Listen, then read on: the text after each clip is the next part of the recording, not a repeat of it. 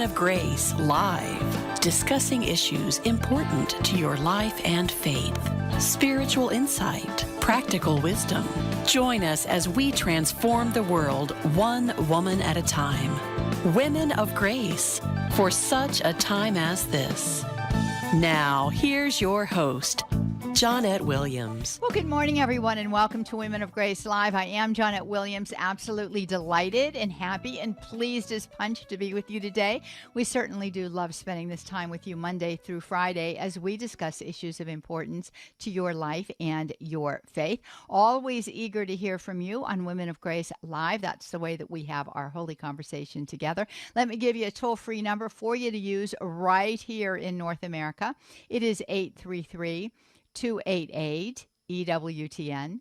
That's 833-288-3986. Don't be shy. Give it a try. Don't delay. Call right away. And I encourage you to call right away because it's Wednesday, and you know that Wednesday on Women of Grace is Wacky Wednesday with Sue Brinkman. Our phone lines get really stacked up really quickly, so we don't want you to miss out.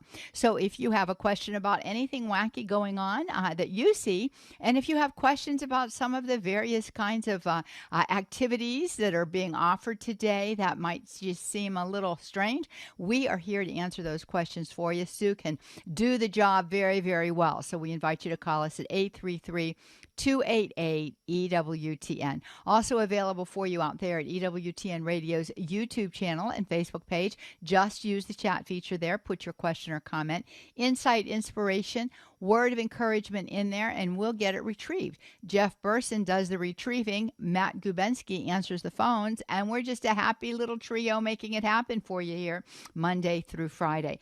Do want to let you know if you're a first-time caller or a first-time subscriber, we want to know about that too, and we will ring our bell for you. We certainly will. We will ring it to welcome you for your debut right here on Women of Grace Live. Do want to invite you also at the beginning of the program here to remember our website, womenofgrace.com.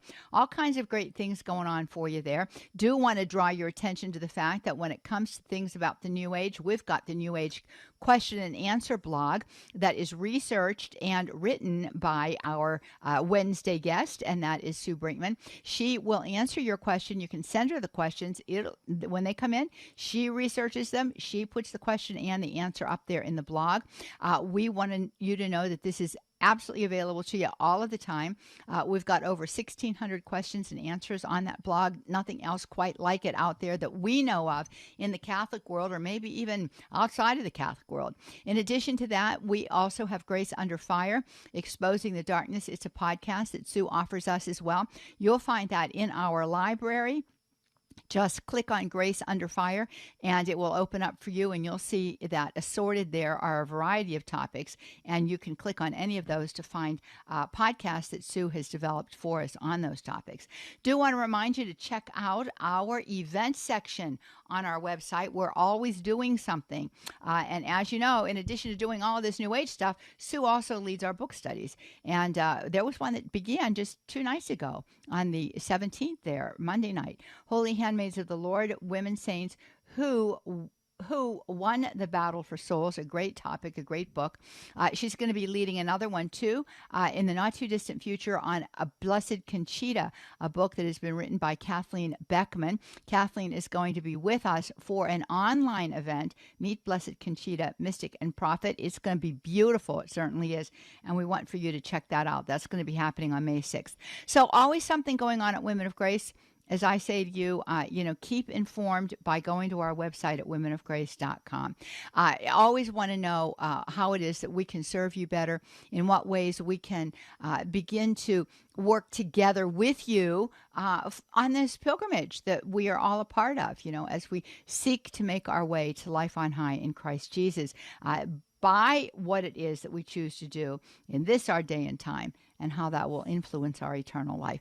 So all kinds of good stuff out there for you. Well, listen, I'm going to bring Sue on a little bit early today. Good morning to you, Sue. Good morning. You sound so nice and chipper today. Well, thank you. You do too. It's a beautiful day here in Birmingham. Get this. It was 50 degrees when I got up very early this morning, and it's going up to 85. I mean, that is like a 35-degree shift. That's crazy stuff, isn't it? Oh, that's what we're having here all the time. In fact, I'm sitting here with a big, heavy wool sweater on over my spring shirt because spring clothes, they're all of a sudden today, it's very cold.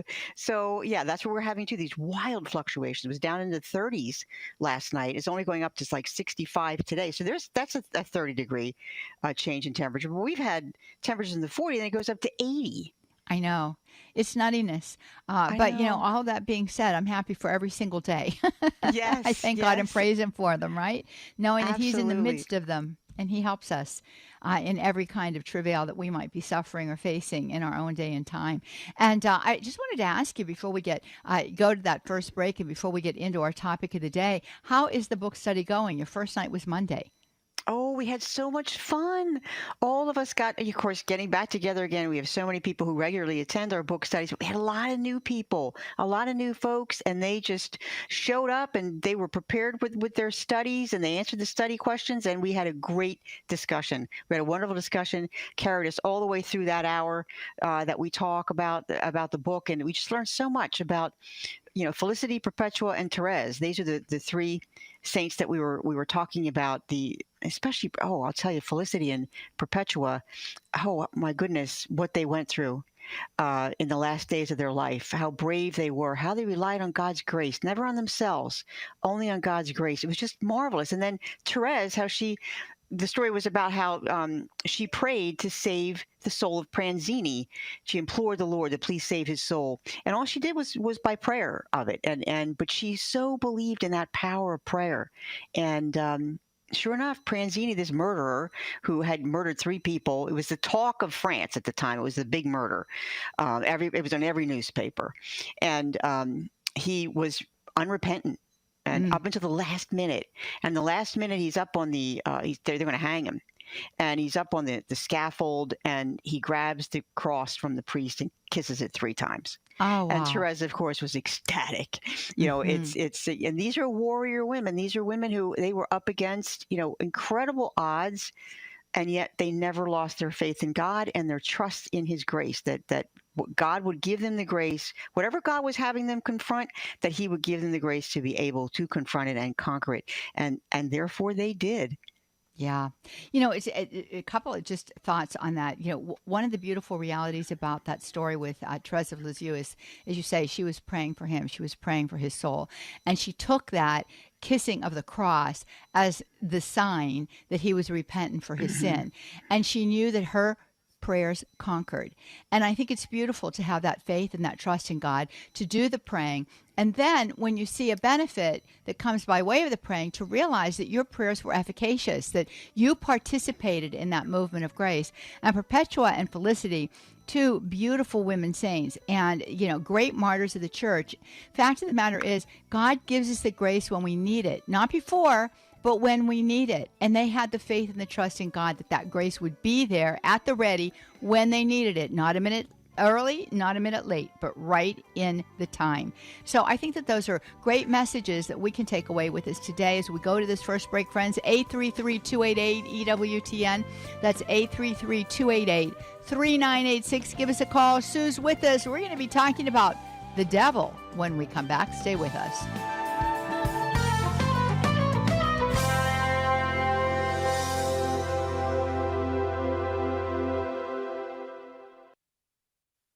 Hi, this is Doug Keck. Please join us on Thursday as we commemorate the 100th anniversary of Mother Angelica's birth. From early in the morning until late in the evening, we'll be talking about Mother Angelica, her great wisdom, and her devotion to the church. And at 10 a.m. Eastern, join Father Joseph and myself as we take you to Rome for special Mass celebrated by Bishop Stephen Reka of the Diocese of Birmingham, commemorating the 100th anniversary of Mother's birth.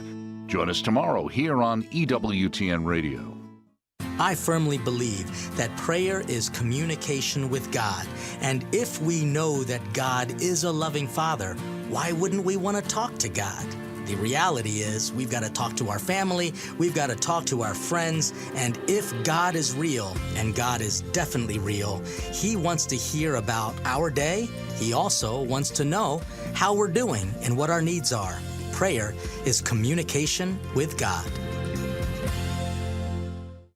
Join us and learn about the fascinating life and spirituality of Maria Concepcion Cabrera de Armida, now Blessed Conchita. This Mexican wife and mother of 9 children models for us the fortitude needed to live out one's vocation and dispose oneself for deep conversion. Kathleen Beckman, author of Beautiful Holiness, A Journey with Blessed Conchita to the Heart of Jesus, presents this special online event on Saturday, May 6th, introducing us to this amazing blessed who founded a religious community for women and one for men, published 46 books and 66 diary volumes, all while living a busy domestic life. Kathleen will touch on Blessed Conchita's mystical encounters and Jesus' personal and prophetic words to her. Join us for this Women of Grace online event presented by Kathleen Beckman and get to know Blessed Conchita and how you can enter into an even closer relationship with Jesus Christ. Register at womenofgrace.com.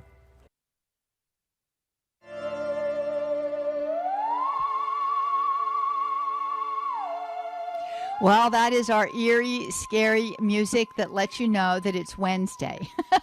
And every Wednesday on Women of Grace Live, you're going to hear that music because Sue Brinkman is with us and we talk about some of the strange things that we see happening in our world today. And we are certainly living in a strange time. So there is, no lack of information and no lack of instruction that needs to happen for all of us as we continue to strive to be those men and women who reveal the face of Christ to the world, especially this world that certainly doesn't want to see his face, much less listen to what it is that he tells us. But we're going to be about the business until we draw our last breath, God willing, and we want you to be about that business too. And it's to that end that we give you these Wacky Wednesdays so that you can know the truth and not be trapped in the counterfeit or the darkness of the day and time, but that you also might be a presenter of that truth to others, right? That's the call, to be these evangelizers. And Sue, you certainly do that for us here at Women of Grace and for people all over the world as a result of your efforts through Women of Grace and through your personal efforts as well. So we're greatly appreciative of all that you do. And today we're going to talk a little bit about a newly released book entitled Exorcist Against Satan. And this involves our Holy Father. Pope Francis speaks candidly about the devil's existence and his strategies. And he warns us that the devil tries to attack everybody. So we have to be on the ready, alert, vigilant, like St. Peter tells us. Absolutely. And I just want to say one thing before we get started. I want to thank EWTN for allowing us to have Wacky Wednesday. Mm-hmm. Because I've had so many people come up to me and say to me, it's the one place they can go and ask these questions where nobody laughs at them. Wow. Wow. People get laughed at when they talk about the devil and different things that might be happening in their house, infestations or things like that. And people look at them like they're crazy, mm-hmm. but yet they can call here and their answers are respectfully answered. And none of this stuff sounds wacky to us because we've heard it all, So it is a safe place for them to come and ask these questions about things that might be troubling them and their families. But yeah, this book, and I love the title, Exorcist Against Satan, because it's kind of an understatement. We should hope they're against Satan, right? I hope you are. But what the Pope really emphasized in this is that, first of all, there is a devil. And he said that he tries to attack everybody, and he's only thwarted by prayer. He really emphasizes this several times. He mentions it in the course of this interview that's contained in that book, which is only available in Italian, unfortunately. So we can only read what is being reported by other sources. And in this case, it's Vatican News who's talking about it. And he does admit that, yes, the devil does go after him. And he says, yeah, I'm sure I get on his nerves because he says, I try to follow the Lord and to do what the gospel says, and that annoys him. And he's very happy, he says, when I commit a sin, because he seeks our failure. But he has no chance if there is prayer. So he can't overcome you, but he can certainly harass you. He can overcome you. And he went on to talk about how when he was the Archbishop of Buenos Aires, he had several cases of people who came they thought they needed exorcism, and that they believed that they were possessed, and he sent them for consultation with the exorcist in his diocese. And he found out later that only 2 of the 3 of the cases that he remembered were really victims of diabolic possession. He said the others suffer from diabolic obsession. which is quite different. And he wanted the author, he said, this should be specified. And we don't hear a lot about demonic obsession, but Father Gabriel Amorth talked about that in his book, An Exorcist Explains the Demonic.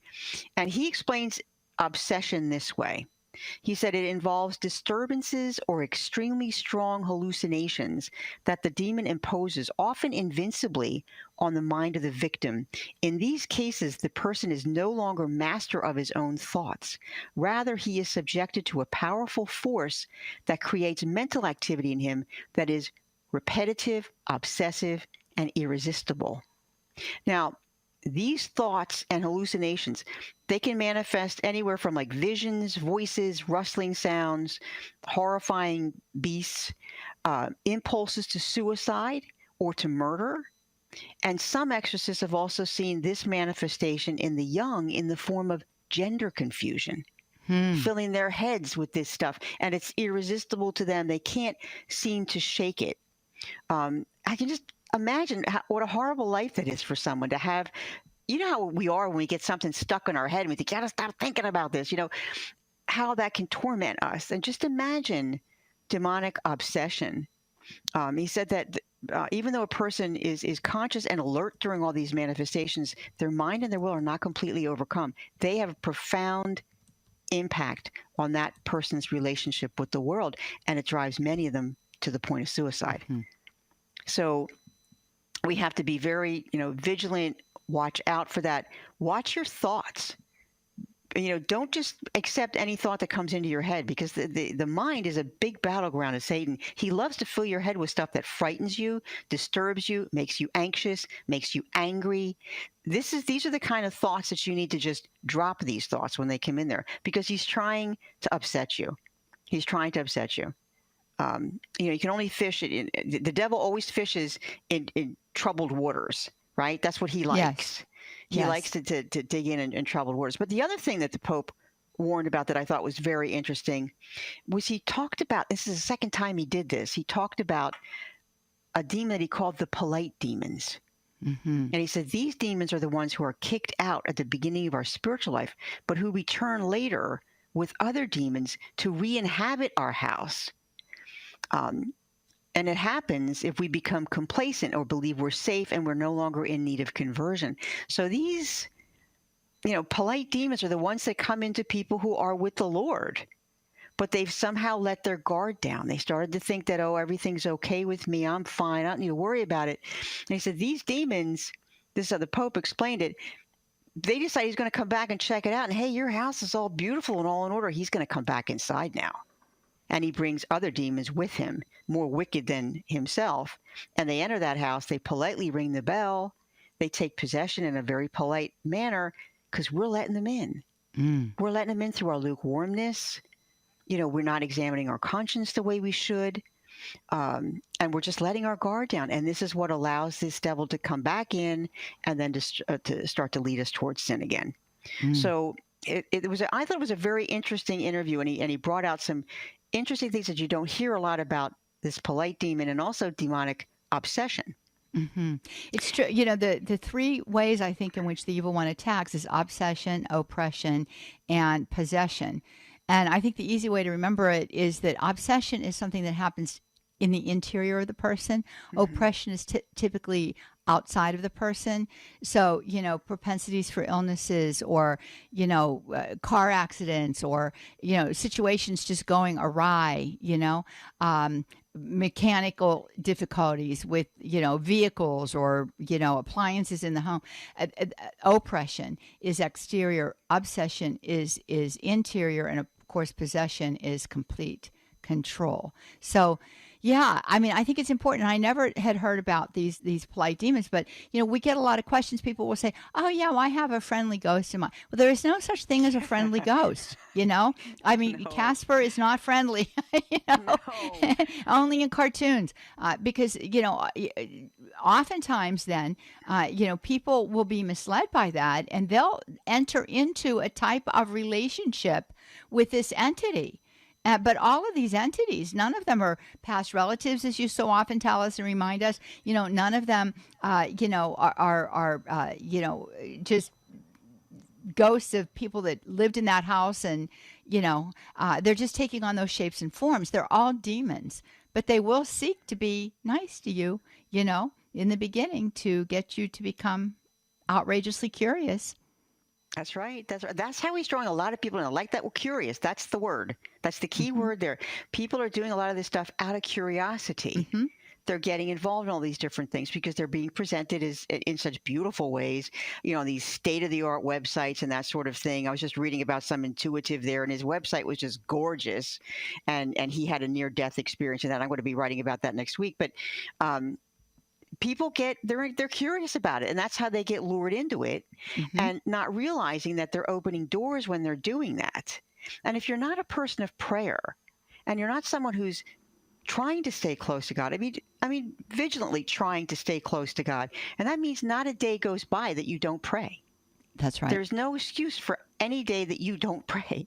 You need to do that, especially in this day and time when Christianity is being pushed aside and it's being replaced by what? The occult. That's really where everybody's turning now, or to psychics and mediums and intuitives. That's where they're all going. Yes. They're trading in Jesus for this stuff. And I think that curiosity is what's leading them into it in many cases. And we have to be very careful to remain as people of prayer and to always be praying to Jesus. And if you have doubts, take them to Jesus in prayer and say, I thought, well, is it possible that psychic, maybe does know some things from you, Jesus? Whatever. Take it to Jesus. He will lead you to the right places to find the information that you need. Always turn to God with questions like that. Never try to figure all this stuff out on your own. Just turn to God in prayer and ask him to help you and to keep you safe and to protect you. He's a good father. He's a very good father, and he's going to do that. He's going to do that. And also, I think, can't stress enough, watch those thoughts. The thoughts that come into your head, he is so capable. Satan is so capable of doing that. Of getting these thoughts into your head, and and as soon as you start to engage with them, all that does is make them get stronger. That's right. And it's sort of like they get embedded. The minute you engage with them, it's sort of like you're pulling them in, and you're making them get more embedded into your head, and it's harder to get them out of your head. Watch what you're watching on television, what you're reading in your books, and that sort of thing. You got to be really careful about what goes into your mind, and because this is, Satan's going to play around there. Yeah, I think that this is one of the reasons why we see the difficulties and the struggles that we're having with our young people today, because they are so focused and so oriented toward the social media platforms that are available to them. And we know that the algorithms will continue to feed them whatever it is that they begin to search on those platforms. And so, as you say, Sue, oftentimes this whole confusion about gender, so many of the other issues and problems that we're having with our young people today, even in terms of the inciting into their minds of heinous crimes to commit, which we see happening among the youth. Here in Alabama, just this last weekend, there was a shooting that took place. We know that these shootings are becoming more regular and more focused. Yes, this in many cases, I would say probably in every case, is incited by a demonic presence. But oftentimes we leave ourselves open to the extent that we permit ourselves to be about the business of searching out all of this information that's on the social media, and then becoming, if you will, a pawn in the hands of the evil one, where our own thinking begins to become corrupted. I wanted to read this little passage here, and 833-288-EWTN, friends. That's 833-288-3986 is the way that you can call in with your questions for Sue today. But this comes from third chapter of 2 Timothy, and he's talking about the last days, and he goes on and he does a big description. I read this passage very frequently, but you were talking about the way in which we make ourselves susceptible. And he says this in 2 Timothy 3, verse 6. For among them are those who make their way into households and capture weak women burdened with sins and swayed by various impulses, who will listen to anybody and can never arrive at a knowledge of the truth.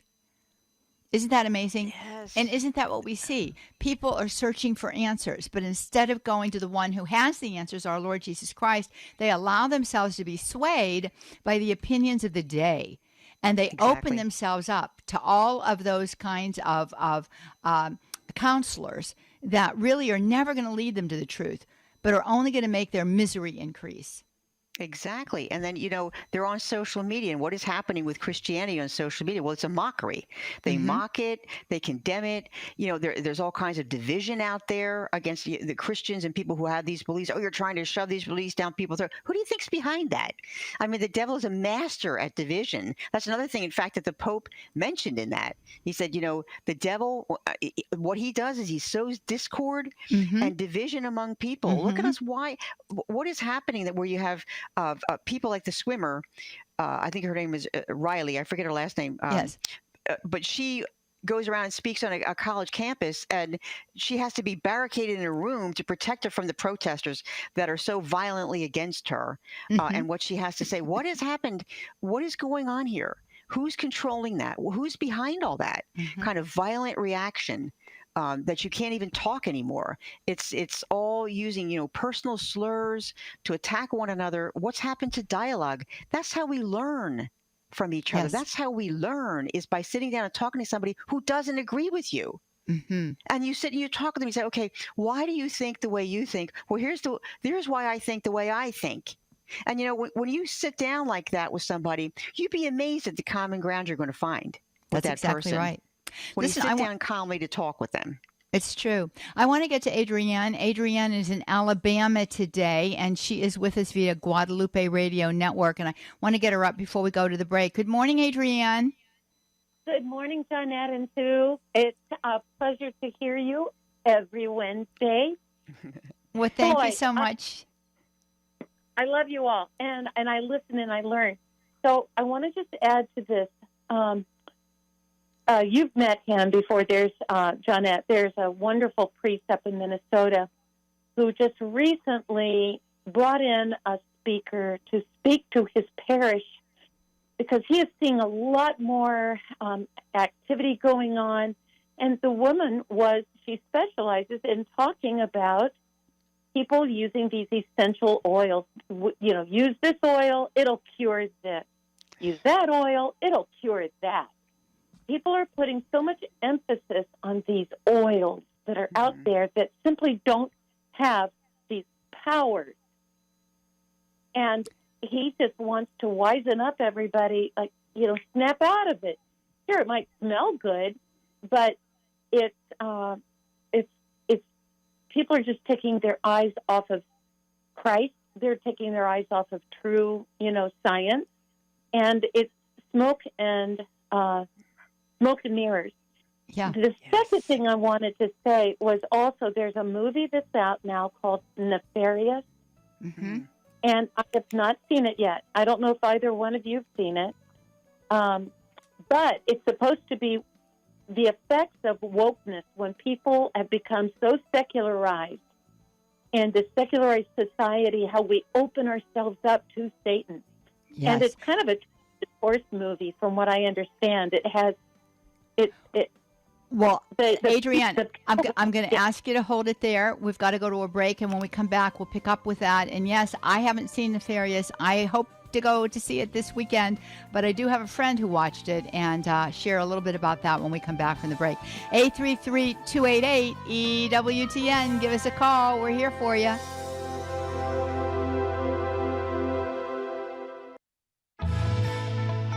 Call to communion. Masked Appeal. EWTN Live. Catholic Connection. No one does Catholic radio like EWTN.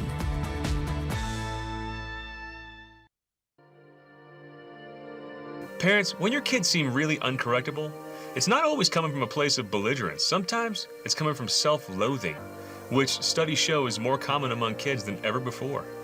And if that's their headspace, they're not fighting you. They're fighting the notion that they stink, and that this mess up is just another proof of how messed up they are.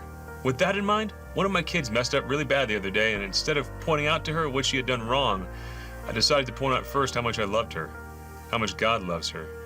I caught her off guard when I said, "You're good, you know. You're lovable."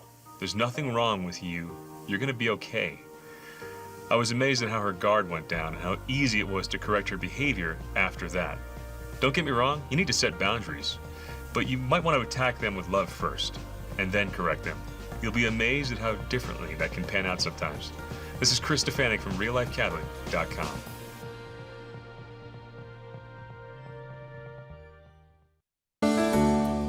EWTN, teaching the truth.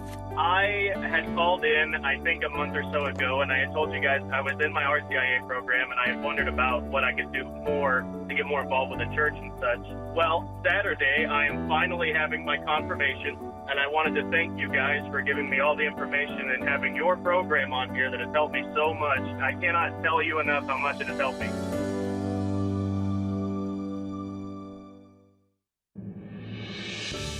Matt Swaim here. Tomorrow on the Sunrise Morning Show, we'll talk Bible foods with Rita Heichenfeld from About Eating and catch up with pastoral counselor Kevin Prendergast. Now back to Women of Grace with Johnnette Williams. The Women of Grace phone lines are open. 1-833-288-EWTN.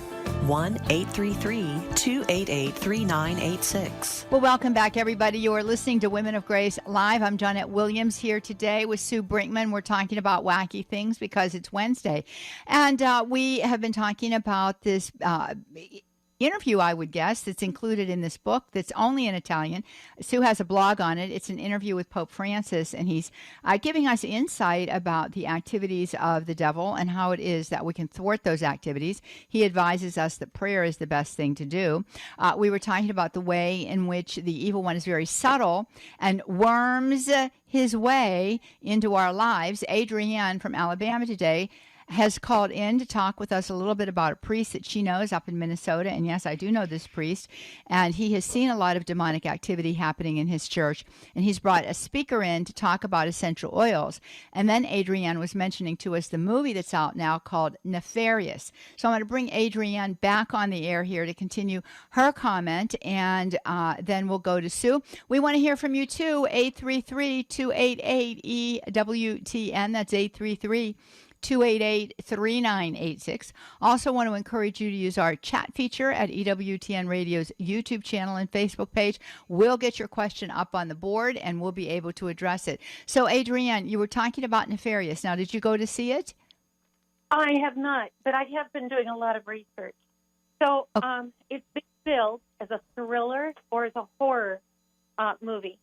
However, I've been told it's more of like a Trojan horse, that you go there, you're expecting to see really just kind of sensational stuff, you know, like exorcisms and things like that. Mm-hmm. However, there is, it does have the themes of evil, possession. There are things like that because people are being taken over by Satan. However, there is zero swearing, sex, nudity. There's nothing like that. People that go are going to actually see that this movie is supposed to be like a weapon between battle of good versus evil. And you actually see how good can versus evil, helping souls. It's just like a Trojan horse that people think they're going to go see this, oh boy, this thriller, but it's not like that at all. The creators were the ones that created Unplanned, the movie about the woman that was going to have the abortion. So they're the same creators. And what they did when they were making the movie, they realized it was evil that was uses people to think, oh, the only thing I can do is have an abortion. That's the only answer. And it's really a battle between good and evil. And it's going to expose a lot of what demonic forces are doing in the world right now. Yeah. We have the true remedy, and that's Christ. That's right. Well, I do have a dear friend, Tom Sullivan, who is our vice president of Women of Grace, and many of you know him. He's been on radio with me in the past and television as well. And if you've been to our events, well, you've met Tom. But Tom went to see it last weekend. and really encouraged me and others to go and to see the movie.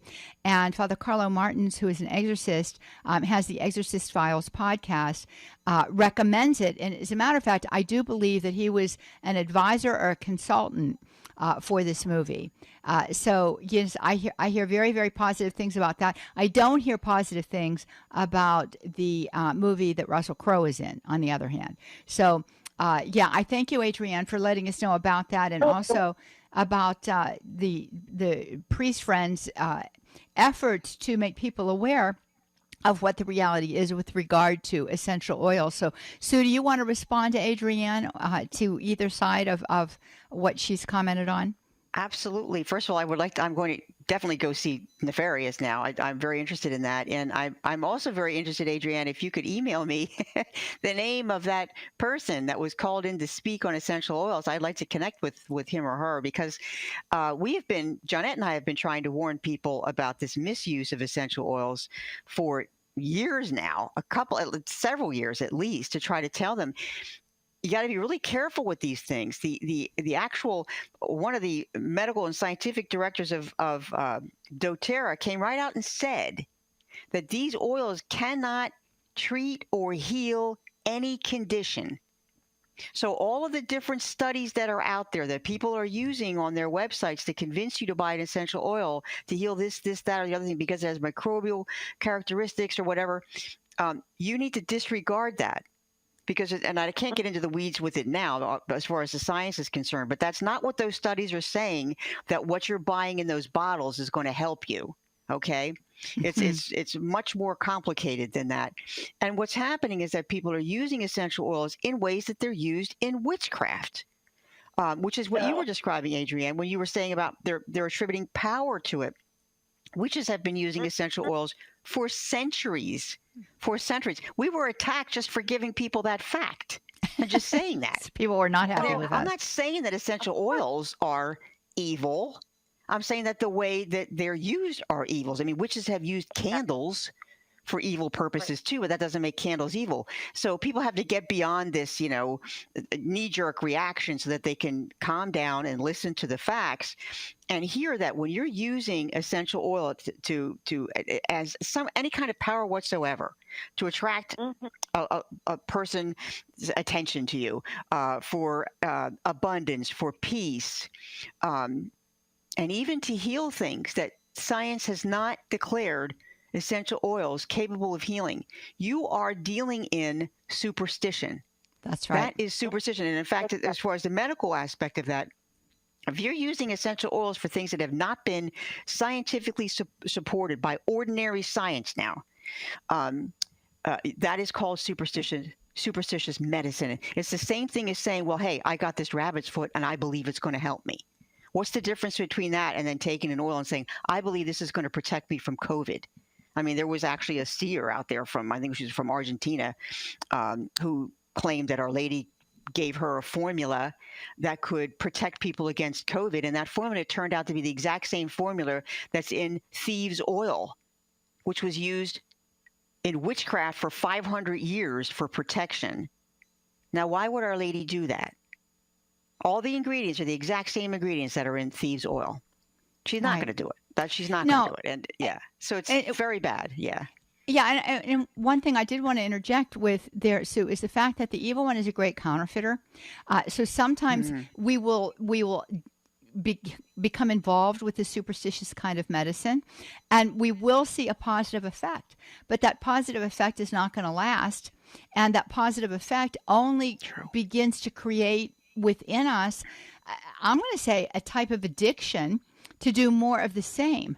And then we wind up in very serious straits. So the evil one is never, the evil one cannot affect anything that is good. He's incapable of affecting anything that is good. But something can take on the characteristics of looking like it's good, but it isn't, because what is in the center of it, what's in the essence of it, is an attempt to draw us more deeply into his machinations. So we have to be outrageously careful. So I get very concerned when people say, well, I went to a Reiki master and I felt better. Well, okay, so maybe you did feel better, but that doesn't mean it came by way of the technique. It means that this is a diabolical kind of situation here that's going to keep you going to the Reiki master until you find yourself very involved in that whole mindset and worldview. Same with yoga. I get very frustrated. Well, the only thing that helps my back is yoga. Well, how many things have you tried to help your back besides yoga? And the fact of the matter is, you have the scientific research, Sue, that says that it's not as effective as other kinds of benign physical therapies are. That's right. It's isometric. So you can do any isometric exercise. It does not have to be yoga. It doesn't have to be yoga with all its religious baggage. Why go there? You don't have to go there. And, there's a lot of reasons, as you were saying, Johnnette, why people believe that these things are working when they actually are not. Whatever their diseases, it may have run its course. Many diseases are cyclical, like arthritis and that sort of thing. Maybe you went there on a time when, your symptoms weren't quite as bad. The placebo effect could be in there. And another thing too is that when people want something other than medicine to work for them, they're going to convince themselves that it did. Because, the devil is a great one for coming up with excuses. And the biggest excuse that's being used in the New Age, and it's just trademark New Age, is Big Pharma.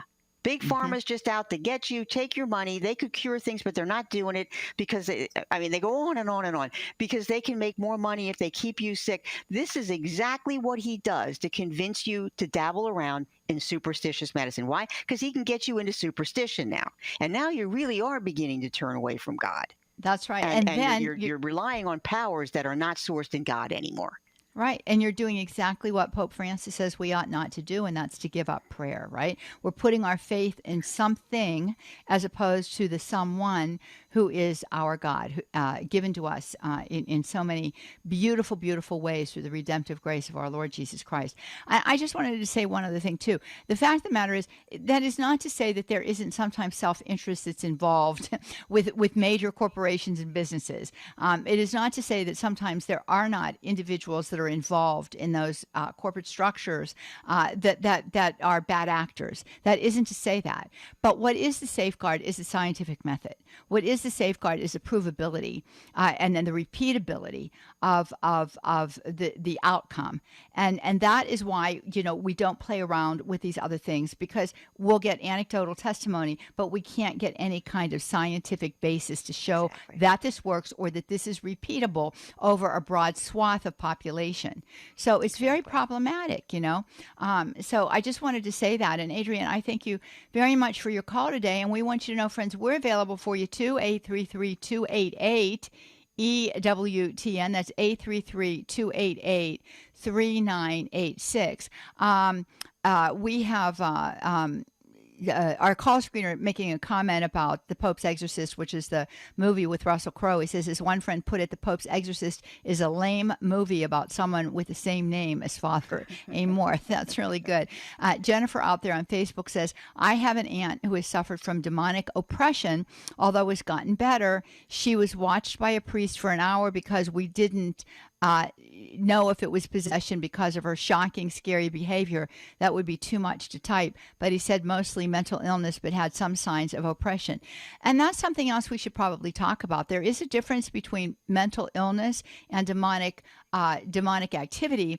But we have to say that mental illness can sometimes be a portal for an evil one to act up in the midst of that suffering. Oh, and there's plenty of evidence of that the devil does come into, and he attacks where you're vulnerable. And if you are suffering from mental illness, especially things such as anxiety and stuff like that, he loves to play upon that kind of stuff, because the devil, that's just what he is. He's always taking the cheap shot. That's just he never plays fair. He always goes. He goes for destruction.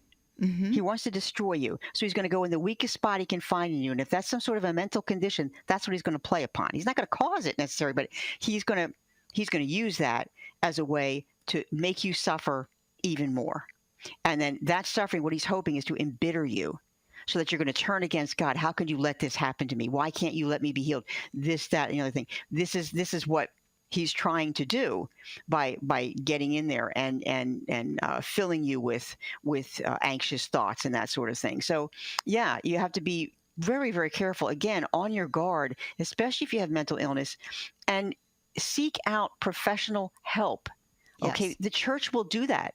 If you come to a parish and you say, I think such and such is possessed or suffering from some kind of demonic oppression, obsession, one of the first things they're going to do is recommend that you see a psychologist, so they can sit down with you, or a psychiatrist, sit down with you and discuss and determine whether or not you have some sort of a mental illness, because it could be very dangerous to treat you for demonic, some sort of a demonic problem, if you're suffering from a physiological problem that could be healed with medicine.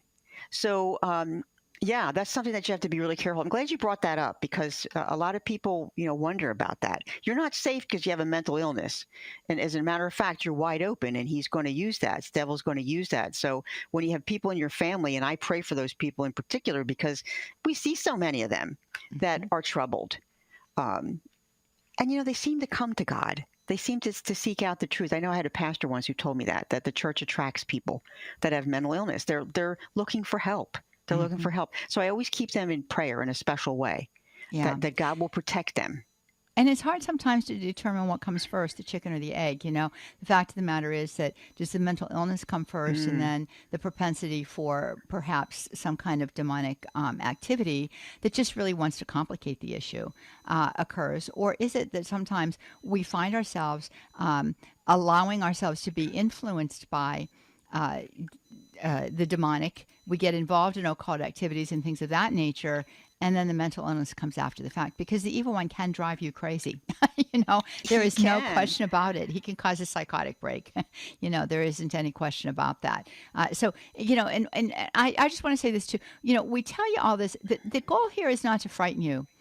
Because we don't have to be afraid of the devil.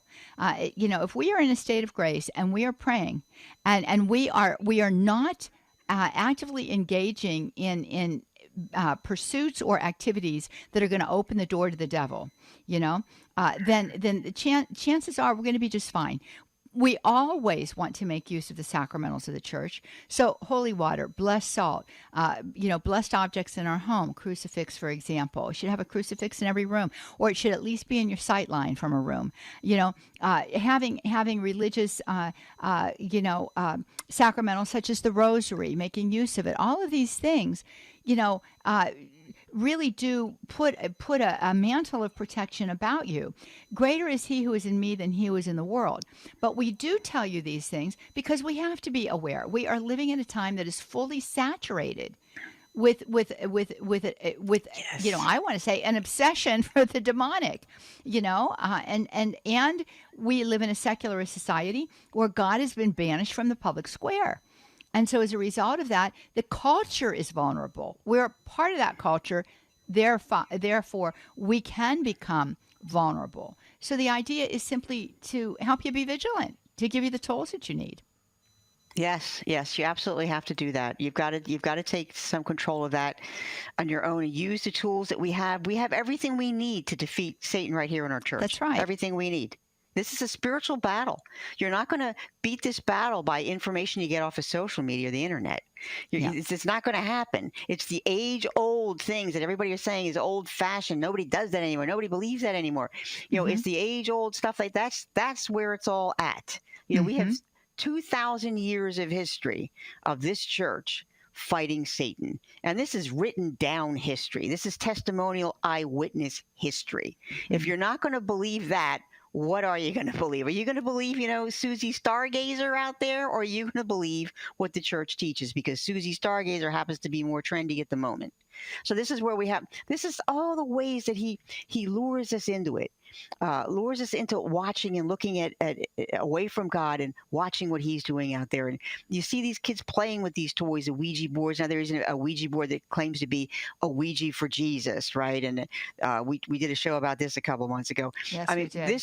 The devil, everything, the occult is so much more prolific now than any other time in my life.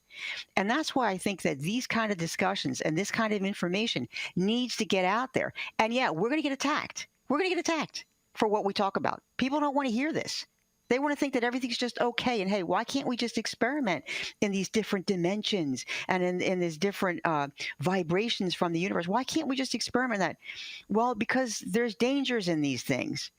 And we know that there's dangers in these things. And if it's our job, it's our duty as fellow members of humankind, to warn you with what we know about and to give you the facts as we have seen them. Yeah.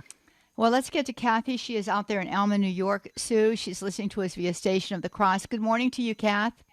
Good morning to you both. I wanted to thank you for the great work you do. And I'm Catholic. I've been Catholic all my life. And I've got friends that went to Mass during COVID. And they gave me this oil of the Good Samaritan. And I've been using it. It's supposed to keep you healthy and everything.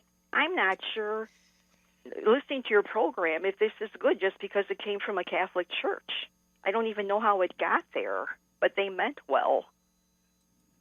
Well, Kathy, thanks for that. Sue, I'm going to have you answer that. I just want to say this. Remember that, the church uses oils. Now, I'm not talking about this oil, but we want to always make a distinction between the blessed oil that the church uses, that is blessed and for use for the sacraments, sacrament of the anointing of the sick, chrism for confirmation and baptism. We want to make a distinction. And it isn't the oil, and this is with any sacramental, it's not the object, it's the blessing on the object. So I want to make that distinction. And Sue, go ahead on the oil of the Good Samaritan. Yes, I did actually a very in-depth article for us and also for the National Catholic Register on this particular oil. And no, you should not use it. That is being used in a superstitious way. It came from a seer. This is private revelation, who claims that she got this message from Our Lady and gave her the instructions on what to use in making this. And this oil that she's calling the oil of Samaritan has these same ingredients as thieves' oil. So it's the same thieves' thing. oil. It's the same thing. It's cinnamon, cloves, rosemary, lemon, and eucalyptus. That's what it is. And it's the same exact one with thieves' oil. And yeah, so you need to not use it in that way. Our Lady would never do that. First of all, she gave that message during the height of the pandemic. Our Lady would want you to obey the laws of your country and your state, and not to be doing things like this. This is reckless to tell people you can just use this particular blend. It has to be that blend. Can you see the superstition in that? I can. And you know what? It didn't dawn on me. I mean, I was born Catholic, raised Catholic, and because it came from a Catholic church, from good Catholic friends, and they meant well, I didn't even think twice about it. Of course, and there's a seer, and the seer has a tremendous following all over the world. We've suffered extreme attacks from people just from publishing this particular article, and so did the Register. They got, all kinds of negative mail, like, how can you say this about essential oils? And there again is another red flag. Like, why are you getting that upset about it? I mean, you should want to learn this. I mean, especially if you're providing this to people because you want to help them. You should want to give them everything they need to be helped. True, yes. Yeah. Well, thank you very much. I appreciate all of your help. You are wonderful, both of you, just wonderful. Oh, thank you for that. Our Lord is so good, and we thank you so very, very much. There's our music. I'm afraid we're going to have to leave it there. We've got Kelly. Maybe you can answer yes or no. She is asking about Dungeons & Dragons. Is that movie a portal to the devil, Sue? Absolutely stay away from Dungeons & Dragons. We have a blog on that at newage.womenofgrace.com. There is one on Dungeons & Dragons that you'll, I'm sure, find very interesting. And then Angela out there on Facebook is talking about woke being positive in her community. Angela, would love to talk with you about this on another program. So call back with this or resubmit that question through Facebook. We can pick that up at another time. So it's been wonderful being with you. I want to thank all of you for listening to us Monday through Friday. We are here from you at this same time on this same station. Until we're together again, God bless you. Bye-bye, all.